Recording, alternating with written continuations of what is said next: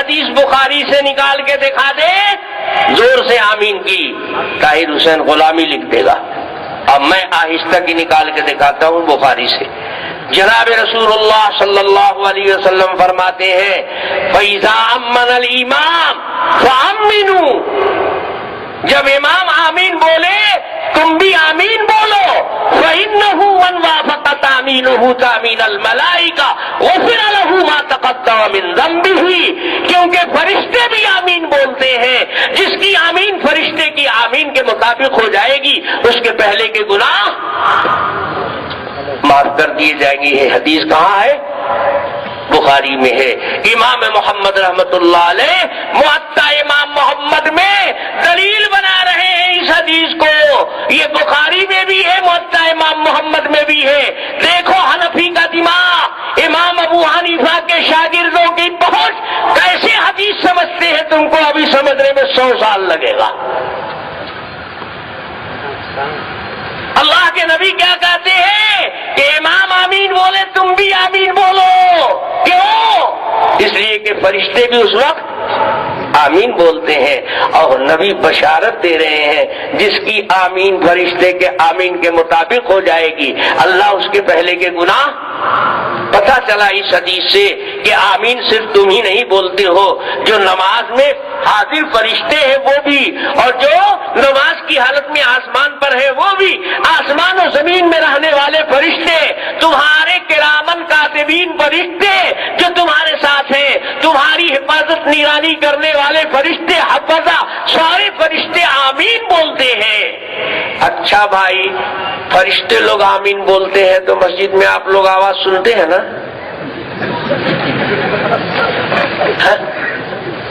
اللہ کے نبی کہہ رہے ہیں فرشتے بولتے ہیں اس وقت آمین، تو آپ لوگ سنتے ہوں گے نا، زور سے بولتے ہوں گے فرشتے، معلوم ہے سب فرشتے حنفی ہیں۔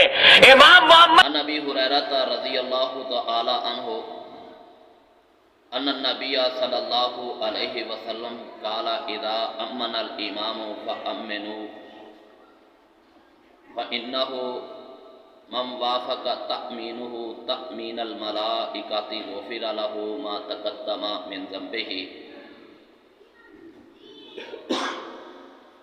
رواہ البخاری کتاب الصلاۃ باب جہر الامام بالتأمین۔ عن ابی ہریرہ رضی اللہ تعالی عنہ ان رسول اللہ صلی اللہ علیہ وسلم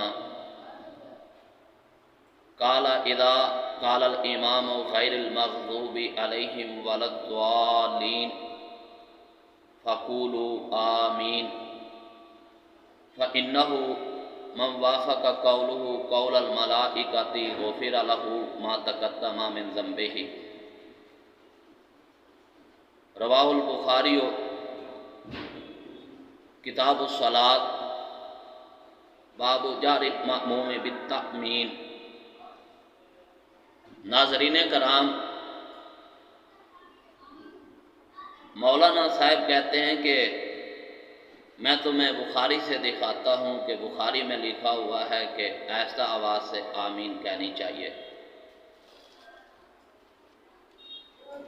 میں نے 2 حدیثیں بیان کی ہیں، ان 2 حدیثوں سے امام بخاری رحمۃ اللہ علیہ وہ یہ مسئلہ استنباط کر رہے ہیں کہ بلند آواز سے امام بھی آمین کہے گا اور مقتدی بھی آمین کہیں گے، اور تقلید نے اس قدر دماغ خراب کر دیا ہے کہ فرشتوں کو بھی کیا ہے انہوں نے حنفی بنا ڈالا۔ اگر یہ اپنے علماء کی کتابوں کا مطالعہ کرتے تو یہ کبھی نہ کہتے کہ بلند آواز سے آمین نہیں کہنی چاہیے، آہستہ آواز سے آمین کہنی چاہیے۔ عبدالحی ان کا شمار کبائر علماء احناف میں سے ہے، انہوں نے اپنی متعدد کتب کتب میں آمین بالجہر کی حدیث کو کبھی ترک قرار دیا ہے، اور التعلیق الممجد علی معطا امام محمد میں لکھتے ہیں کہ الانصاف ان الجہر قوی من حیث الدلیل، الانصاف ان الجہر قوی من حیث الدلیل۔ مولانا آپ اپنی معطا امام مالک پڑھیں اور التعلیق الممجد بھی پڑھے، وہاں یہ عبارت موجود ہے۔ نظر نہ آئے تو مجھے بلا لینا، میں آپ کو دکھا دوں گا۔ عبدالحی وہ لکھتے ہیں کہ انصاف کی بات تو یہ ہے کہ دلیل کے اعتبار سے جہراً آمین کہنا ہی کبھی ہے۔ اسی طرح اپنی کتاب الصحایا حاشیہ شرح وقایا میں لکھتے ہیں فوجدنا بعد التأمل والإمعان ان القول بالجہر بآمین هو الأصح۔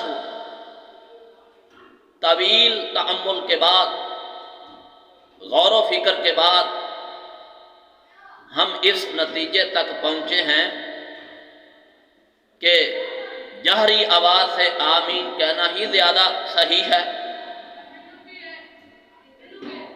علامہ سراج احمد سرہندی کا شمار بھی کبائر علماء میں سے ہوتا ہے۔ انہوں نے بھی لکھا ہے شرح ترمذی میں احادیث الجہر بالتأمین اکثر و اصح، جہراً آمین کہنے کا پتہ دینے والی احادیث اکثر اور صحیح ترین ہیں۔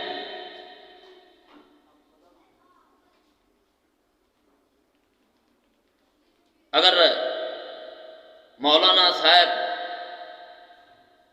سبیل الرشاد اور فتاوی رشیدیہ مولانا رشید احمد گنگوئی کی ان دو کتابوں کا مطالعہ کرتے تو یہ کبھی نہ کہتے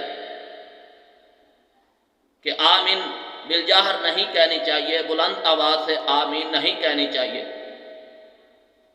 مولانا رشید احمد گنگوئی نے سبیل الرشاد اور فتاوی رشیدیہ میں لکھا ہے آمین بالجہر کو سنت قرار وہ دیتے ہیں، اور یہ کہتے ہیں کہ آمین بالجہر نہیں کہنی چاہیے۔ ان کے اپنے ہی علماء وہ اس بات کا اقرار کرتے ہیں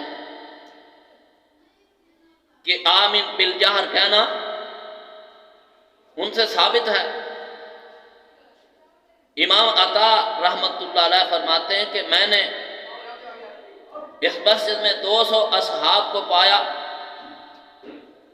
کہ وہ امام غیر المغضوب علیہم ولا الضالین پڑھنے کے بعد آمین کہتے، جس سے کیا ہے مسجد گونج جاتی تھی۔ ادرکت مئتین من اصحاب النبی صلی اللہ علیہ وسلم فی ھذا المسجد اذا قال الامام غیر المغضوب علیہم ولا الضالین سمعت لهم للجۃ بآمین۔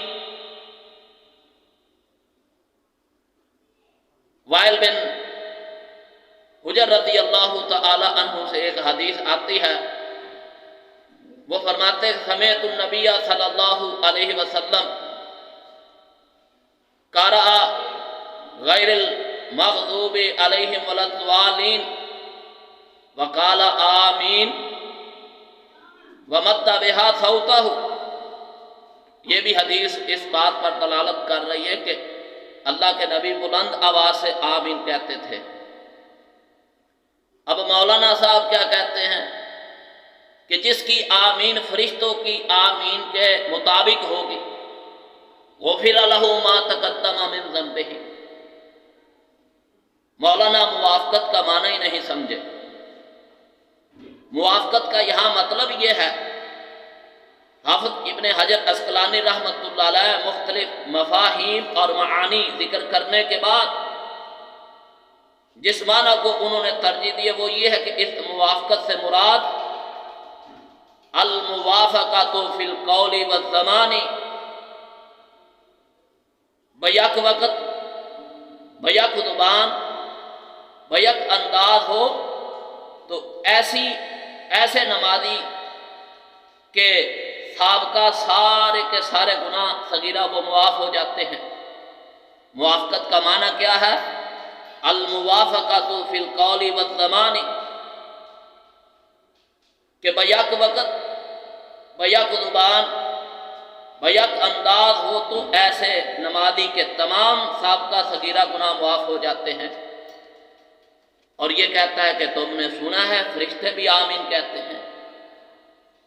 ارے بھائی، نبی کے کانوں نے سنا ہے، نبی نے سنا ہے، نبی فرما رہے ہیں۔ تمہارے کانوں پر اگر تقلید کی مہر لگی ہوئی ہے، آپ تقلید کی مہر ہٹائیں، آپ کو پتہ چل جائے گا کہ موافقت کا معنی کیا ہے۔ جی فرشتوں کی آمین کیا تم سنتے ہو؟ جی نہیں، تو معلوم ہوا کہ فرشتے بھی حنفی ہیں، اور تقلید نے اتنا دماغ خراب کر ڈالا کہ فرشتوں کو بھی حنفی انہوں نے بنا ڈالا۔ کوئی اللہ کا خوف کرنا چاہیے۔ بڑے بڑے علماء نے، حنفی علماء نے اس بات کا اعتراف کیا ہے، اور یہ تعصب میں آ کے تقلید کا پٹا پہنے ہوئے ہیں اور آمین بالجہر کی یہ نفی کر رہے ہیں، اور کہہ رہے ہیں کہ میں بخاری سے پیش کرتا ہوں۔ مولانا صاحب کو بخاری کی حدیث سمجھ میں اصل میں آئی ہی نہیں،